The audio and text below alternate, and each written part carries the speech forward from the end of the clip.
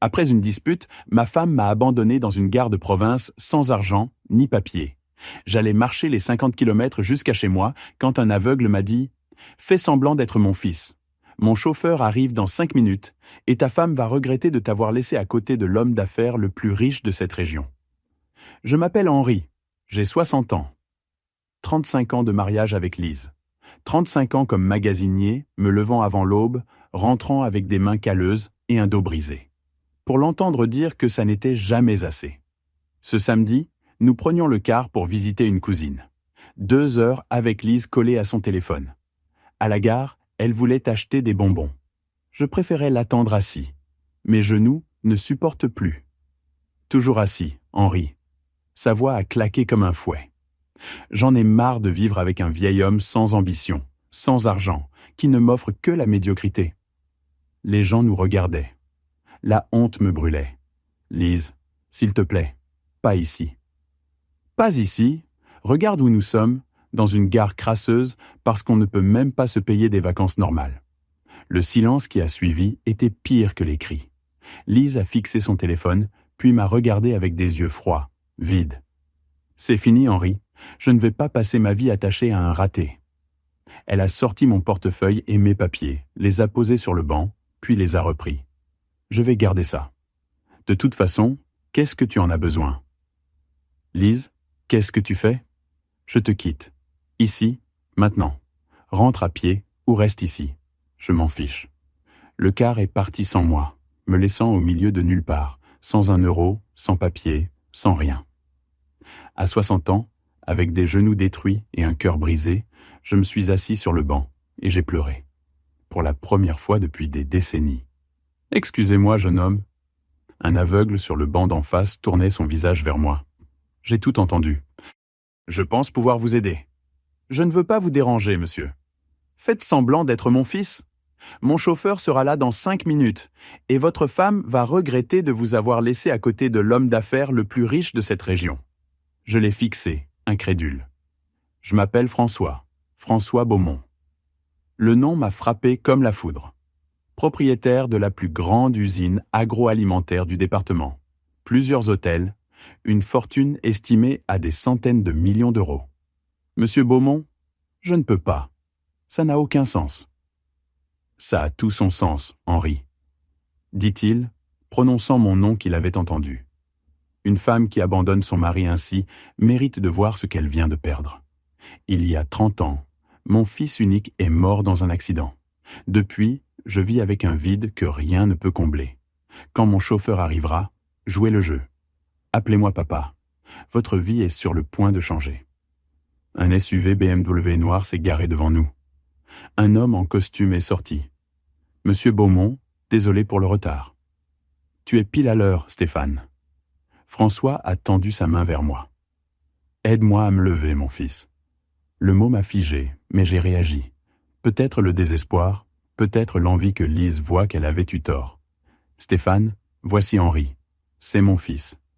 Enchanté, monsieur Henri. Nous marchions vers le SUV quand j'ai entendu un cri. « Henri! Henri! Attends !» Lise courait vers nous, haletante, les yeux écarquillés. Elle avait tout vu. « Henri, qu'est-ce qui se passe? Qui est cet homme ?» François a souri avec un calme glacial. « Excusez-moi, madame, mais mon fils n'a pas le temps de discuter avec des inconnus. Nous avons un dîner de famille qui nous attend. »« Votre fils ?» Lise me regardait comme si j'étais devenu fou.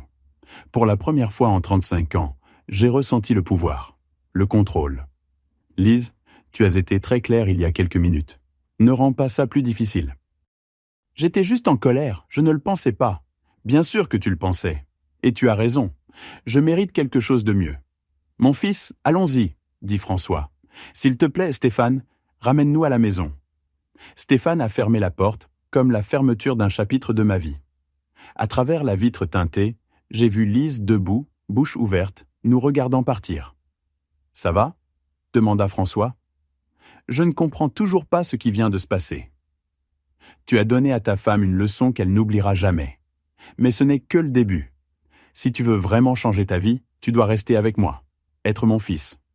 Assez longtemps pour que tout le monde le croie. » François enleva ses lunettes noires, Ses yeux voilés semblaient regarder droit dans mon âme. Je suis fatigué d'être seul, Henri. Mon fils est mort il y a 3 décennies. J'ai plus d'argent que je ne pourrais en dépenser en 10 vies, mais personne avec qui le partager. Quelque chose me dit que tu es un homme bien qui mérite une seconde chance. Des larmes d'espoir me sont venues. Je ne sais pas quoi dire, monsieur François. Dis oui, dis que tu me fais confiance. J'ai regardé par la fenêtre. La gare était déjà un point distant.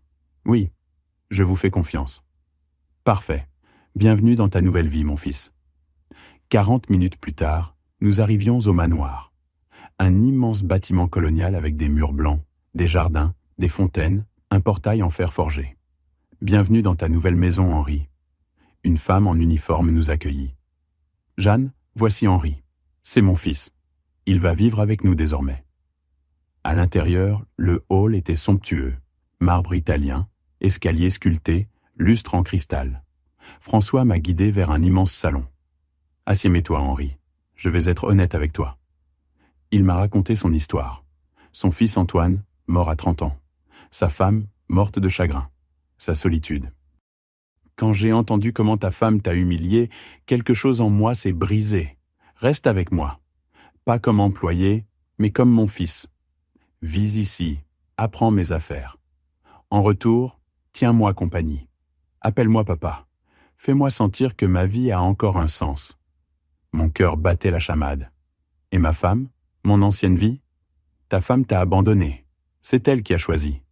Quant à ton ancienne vie, tu peux y retourner quand tu veux. Mais après quelques mois ici, tu ne voudras plus. Parce que tu découvriras que tu mérites tellement plus. François m'a tendu la main. Acceptes-tu de faire partie de ma famille? J'ai pensé à mon petit appartement, à mon travail d'entrepôt, à Lise, et puis à son visage quand elle m'avait vu monter dans ce SUV. J'ai pris sa main. J'accepte. Papa. François a souri, un énorme sourire sincère, plein d'un bonheur qu'il ne semblait pas avoir ressenti depuis des années. Merci, mon fils. Merci de redonner un sens à ma vie. Le lendemain, Jeanne m'a réveillé. Monsieur Beaumont m'attendait pour le petit déjeuner. « Bonjour, papa », ai-je dit, et le mot est sorti naturellement. Aujourd'hui, nous voyons mon avocat pour l'adoption légale et l'héritage. Chez Marc Dufour, l'avocat a expliqué le processus. Adoption d'un adulte, testament modifié, compte joint. « Monsieur Henri, êtes-vous actuellement marié ? » ?»« Oui, mais en cours de divorce. » »« Alors, nous devrons attendre. Une épouse légale a des droits sur l'héritage. Si c'est par consentement mutuel, 3 à 6 mois. S'il y a litige, des années. François a frappé sa canne. Marc, engage les meilleurs avocats. Je veux ce divorce résolu rapidement, et cette femme ne verra pas un centime de ma fortune. 2 jours plus tard, Lise a commencé à appeler sans arrêt. Finalement, j'ai répondu. « Henri, mon Dieu, où es-tu? C'est quoi tout ça? Qui était cet homme ?» Sa voix sonnait désespérée, hystérique. « Lise, tu as été claire samedi. Tu as dit que j'étais un raté. » J'étais énervé, je ne le pensais pas. Rentre, on peut arranger ça. Je regardais ma nouvelle chambre, 3 fois plus grande, avec jacuzzi et dressing. Je ne rentre pas, Lise. Tu m'as laissé sans rien. C'était la meilleure chose que tu pouvais faire pour moi. Henri, ce François, qui est-il? Ça ne te regarde pas. Mon avocat te contactera pour le divorce. Long silence. Sa voix est devenue douce, manipulatrice. Henri, chéri, 35 ans ne peuvent pas être jetés. Dis-moi où tu es. Non, Lise, c'est fini. J'ai raccroché. 35 ans terminés en 3 minutes. Mais je ressentais de la libération. Les jours suivants, François m'enseignait ses affaires. Mais la nuit, mon téléphone vibrait. Lise, Claire, des inconnus. 1 semaine plus tard, assignation légale. Lise poursuivait pour pension alimentaire, partage des biens. Elle demandait 50 000 € par mois et la moitié de tout bien futur, incluant l'héritage de François. Marc a presque ri. Aucun fondement juridique. Elle vous a abandonné. François a frappé sa canne. On ne négocie pas un centime, contre-attaque avec tout. Ma sœur Claire est venue au manoir sans prévenir. Henri, cette maison est un palais. Bonjour Claire, à quoi dois-je ta visite? Elle s'est assise sans invitation. Je lui ai raconté l'histoire. Elle écoutait, les rouages tournant dans sa tête. C'est un conte de fées. Maintenant que les choses ont changé, nous pourrions nous entraider. L'entreprise de Grégoire traverse une période difficile. Tu veux de l'argent, Claire? En tant que famille, nous pourrions nous soutenir. Quand j'avais besoin d'aide, tu n'étais pas là. Maintenant, tu te présentes la main tendue. Claire s'est raidie. Tu es devenu comme ces riches arrogants. Lise m'a demandé de témoigner en sa faveur au divorce. Je pense que je vais le faire. Ma propre sœur me trahissait. Fais ce que tu veux, Claire, mais ne reviens jamais. Tu ne seras plus la bienvenue ici. Parfait. Je n'ai pas besoin d'un frère qui se croit supérieur. Elle est sortie en claquant la porte. Je tremblais de colère et de douleur. 2 semaines plus tard, Marc m'a appelé, la voix tendue. « Monsieur Henry, venez immédiatement. » Chez l'avocat, Marc avait un dossier et une expression grave. Lise allègue maintenant fraude conjugale et abandon. Elle dit que vous l'avez laissée sans ressources, que vous vivez dans le luxe pendant qu'elle n'a rien. Votre sœur Claire a déposé une déclaration sous serment. Vous étiez négligent, vous maltraitiez Lise, vous avez tout planifié pour la fortune. Un détective privé remet en question l'adoption, alléguant manipulation. François a frappé sa canne avec force. C'est ridicule, personne ne m'a manipulé. Ils construisent un dossier. Ça va devenir moche? François a pris ma main. Nous nous battons. Marc engage les meilleurs avocats. Contre-attaque pour diffamation, calomnie, tout. Les jours suivants, cauchemar. Les journaux publiaient des articles sur le scandaleux cas Beaumont. Photos, spéculations. Claire a donné une interview radio. Dans la voiture, je l'ai entendu. Henri n'a jamais rien réalisé seul. Il a vu une opportunité et l'a saisie. C'est triste de voir un vieil homme manipulé pour de l'argent. Ces mots me coupaient comme des couteaux. « Éteins ça ?» ai-je dit, la voix brisée. Pire encore, convocation du tribunal. Lise demandait une ordonnance de restriction, alléguant menaces. Claire prétendait avoir une vidéo de mes menaces. Je me suis souvenu. Claire avait sorti son téléphone en partant. « Marc, nous avons besoin de nos propres enregistrements, » dit François. Puis il a souri. Ce sourire. « Marc, te souviens-tu de ce que je t'ai demandé le premier jour? D'installer des caméras partout? » Oui, dans le salon, les entrées, le jardin. Mon cœur battait fort. « Papa, nous avons tout enregistré? » La visite de Lise, celle de Claire, chaque mot, chaque mensonge. Marc restait silencieux. Ça change tout. Nous pouvons prouver qu'elle mente. Exactement.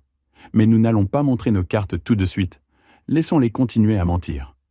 Quand elles seront pleinement engagées, nous les détruirons avec la vérité. 3 semaines plus tard, audience préliminaire. De l'autre côté, Lise habillée en veuve pauvre. Claire, des avocats. Le juge a écouté 2 heures. Lise pleurait stratégiquement. Claire me regardait avec haine. Marc s'est levé calmement. « Votre honneur, nous avons des enregistrements audio et vidéo des visites. On y voit clairement qu'il n'y a eu aucune menace, aucune violence. Ce sont elles qui ont agi avec hostilité. » Lise est devenue pâle. Claire s'est raidie. « Des enregistrements ?» Le juge fronçait les sourcils. « Pourquoi pas plus tôt ?» Nous voulions qu'elles soumettent d'abord toutes leurs déclarations sous serment, pour prouver qu'elles mentent. L'avocat de Lise, nerveux. « Si ces enregistrements existent, ils violent. » Marc l'a interrompu. « Ils ont été faits sur propriété privée, avec avis de surveillance. C'est légal. » Le juge a fait une longue pause. « Je veux voir ces enregistrements. Les 2 parties, mon bureau, demain 9h. Audience suspendue. » Dans le parking, Lise a essayé de m'approcher. Stéphane l'a bloqué. « Henri, s'il te plaît, tout a dérapé. »« N'approche pas mon fils, » dit François, glacial. « Tu as fait assez de dégâts. » Claire est apparue, le visage défait. « Henri, comprends. Lise m'a convaincu. Tu as menti sous serment, Claire. Tu m'as trahi et commis un crime. » Nous montions dans le SUV. François a pris ma main. « Demain, tout se termine, mon fils.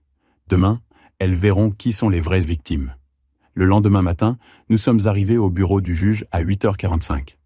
Marc portait une tablette avec tous les enregistrements. Lise et Claire sont arrivées 15 minutes plus tard, épuisées, avec de profonds cernes sous les yeux. Le juge est allé droit au but. Maître Dufour, montrez-moi ces enregistrements. Marc a connecté la tablette. Le premier enregistrement, Lise au manoir. Qualité parfaite. On la voyait clairement feindre des larmes, puis exploser de fureur. Ce n'est pas fini, Henri. Je suis ta femme légale. J'ai des droits, et je vais me battre pour ce qui m'est dû. Ses propres mots la condamnaient. Aucune menace de ma part. Juste une femme furieuse que son plan avait échoué. Le deuxième enregistrement, Claire. Toute sa visite, évaluant chaque meuble, demandant de l'argent indirectement, puis explosant de rage. Tu vas le regretter, Henri. Lise m'a demandé de témoigner en sa faveur, et je pense que je vais le faire. Le juge a arrêté la vidéo, regardant Claire sévèrement. Mademoiselle, avez-vous menacé de donner un faux témoignage? Claire était blanche. J'étais en colère. Je ne le pensais pas. Mais vous avez déposé une déclaration sous serment, disant que votre frère avait été violent. Y a-t-il un enregistrement où M. Henri montre un comportement violent? Marc secoua la tête. Aucun, votre honneur. Dans tous les enregistrements, M. Henri se comporte calmement, même lorsqu'il est verbalement attaqué. Le juge s'est adossé, regardant Lise. Madame, votre défense? Je pensais qu'il m'avait menacé. Claire me l'avait dit. Donc, votre témoignage était basé sur ce que quelqu'un d'autre vous a dit, pas sur des faits vécus. Le juge a levé une main. J'en ai assez vu. Vous avez toutes les deux menti sous serment. C'est du parjure, un crime grave. Il a regardé Marc. La défense souhaite poursuivre? Oui, votre honneur. Pour diffamation, calomnie et détresse émotionnelle. Nous demandons également des poursuites pour parjure. Approuvé. De plus, je rejette toutes les réclamations de Madame Lise. Le divorce procédera pour abandon par la plaignante. Madame Lise ne recevra aucune pension ni compensation. Lise a commencé à pleurer, de vraies larmes de désespoir. Non, s'il vous plaît, je n'ai rien. Vous auriez dû y penser avant d'abandonner votre mari et d'essayer de l'extorquer.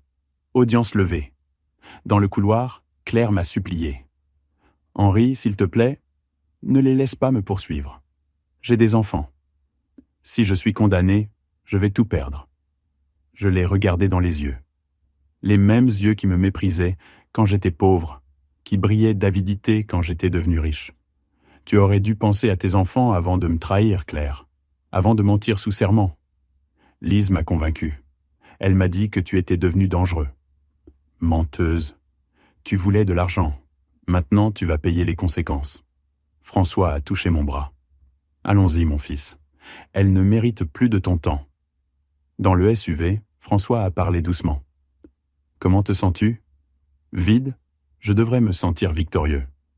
C'est normal. Tu viens de voir le vrai visage des personnes que tu aimais. Penses-tu avoir été trop dur avec Claire? Non, tu as été juste. Elle a fait des choix conscients. Les conséquences sont à elle. Ce soir-là, Grégoire, le mari de Claire, a appelé. Henri, Claire est dévastée. Les enfants demandent ce qui ne va pas. S'il te plaît, retire les accusations. Elle ne mérite pas la prison. Pense à tes neveux. Manuel, 7 ans, et Gilda, 5 ans. Tu ne peux pas les laisser sans mère. Ces mots m'ont frappé. Des enfants innocents. Laisse-moi y réfléchir. Je t'appellerai demain. J'ai trouvé François dans son bureau. Papa, j'ai besoin de ton conseil. Je lui ai raconté l'appel, mes neveux, ma culpabilité. François a écouté en silence. Henri, la justice et la vengeance sont deux choses différentes. Claire mérite des conséquences. Mais quel genre d'homme veux-tu être? Celui qui détruit des familles? Ou celui qui établit des limites fermes mais montre de la miséricorde quand c'est possible? Cette nuit-là, je n'ai pas dormi. Au petit matin, j'ai su ce que je devais faire. J'ai appelé Marc.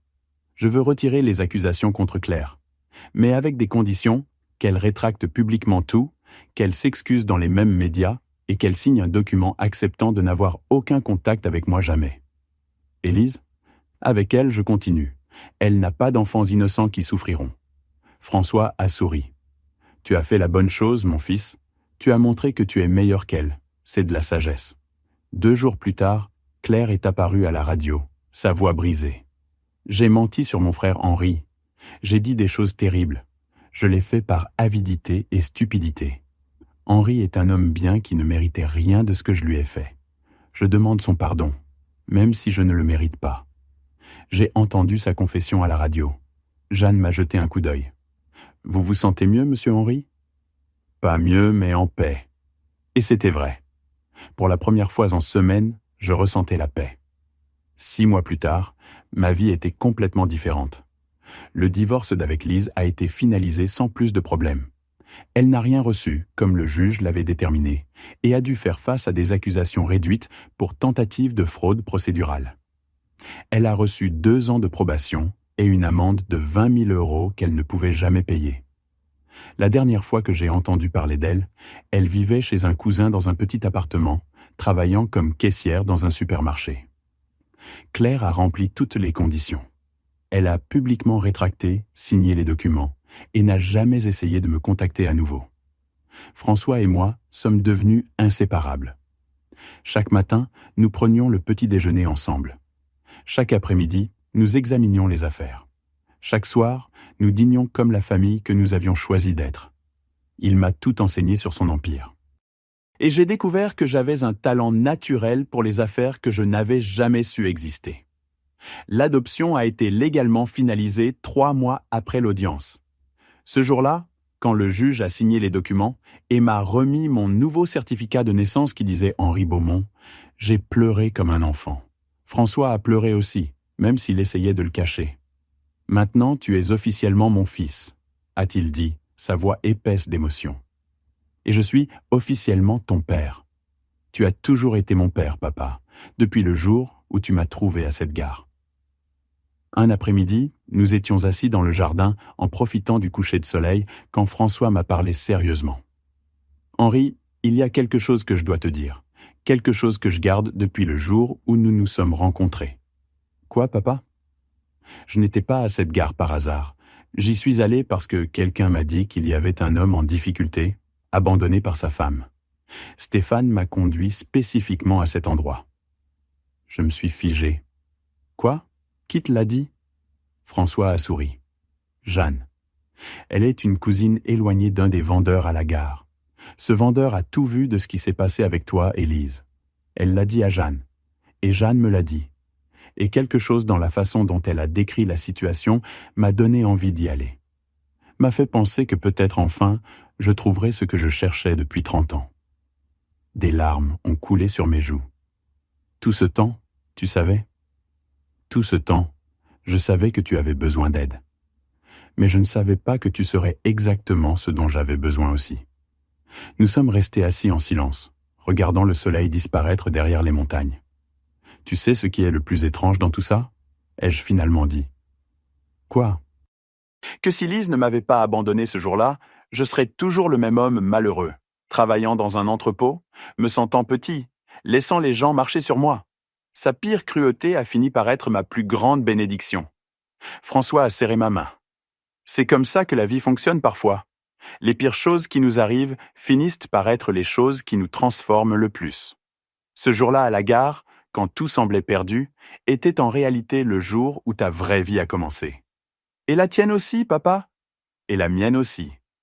Aujourd'hui, 2 ans après ce jour à la gare, je suis le PDG de Beaumont Entreprises. François a officiellement pris sa retraite il y a 6 mois, bien qu'il vienne encore au bureau 2 fois par semaine pour superviser.